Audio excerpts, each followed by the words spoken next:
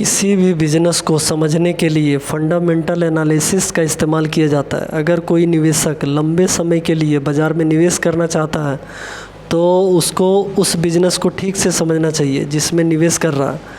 Fundamental analysis business को कई तरफ से देखने और समझने के इसी काम में मदद करती है। निवेशक के लिए ये ज़रूरी है कि वो बाज़ार के हर दिन के शोरगुल से अलग हटकर बिज़नेस के कामकाज पर नज़र डालें।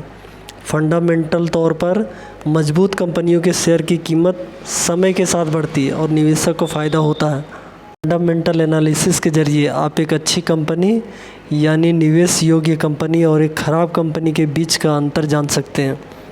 चौथा, निवेश योग्य हर कंपनी में एक जैसे ही कुछ गुण होते हैं जो सभी अच्छी कंपनियों में दिखाई देते हैं। इसी तरीके से हर ख़राब कंपनी के कुछ गुण होते हैं जो हर ख़राब कंपनी में दिखाई देते हैं।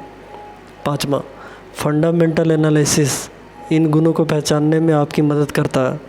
छठा, बाज़ार में एक अच्छी रणनीति के लिए टेक्निकल एनालिसिस और फंडामेंटल एनालिसिस दोनों का इस्तेमाल करना चाहिए। सातवां, फंडामेंटल एनालिस्ट बनने के लिए आपको किसी खास कौशल की ज़रूरत नहीं होती, बस कॉमन सेंस यानी व्यवहारिक बुद्धि होनी चाहिए, थोड़ा गणित आना चाहिए और कारोबार कैसे चलता है इसका पता होना चाहिए।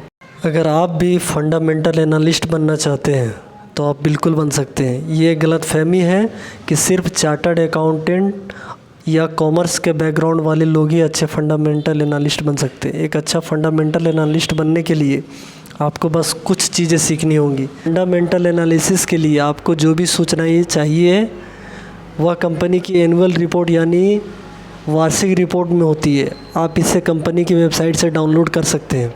दूसरा, इंडस्ट्री से जुड़ा डेटा यह जानने के लिए कि कंपनी कैसा काम कर रही है आपको इंडस्ट्री से जुड़ा हुआ डेटा भी चाहिए। यह डेटा भी मुफ्त में उपलब्ध होता है। इसके लिए आपको उस इंडस्ट्री एसोसिएशन यानी संगठन की वेबसाइट पे जाना होता है। तीसरा, समाचार या खबरों पर नज़र। हर दिन की खबर आपको कंपनी के बारे में, इंडस्ट्री के बारे में और अर्थव्यवस्था के बारे में जानकारी देती रहती है। एक अच्छा समाचार पत्र या न्यूज़ चैनल आपके लिए काम आ सकता है। आप ये 3 टूल्स यानी उपकरण की मदद से आप फंडामेंटल एनालिसिस कर सकते हैं। यह किसी भी दूसरे फंडामेंटल एनालिस्ट की एनालिसिस के मुकाबले कम नहीं होगा। बड़ी बड़ी कंपनियों के रिसर्च डिपार्टमेंट भी ऐसे ही काम करते हैं और उनकी भी कोशिश होती है कि उनकी रिसर्च सीधी, सरल और तर्कसंगत हो।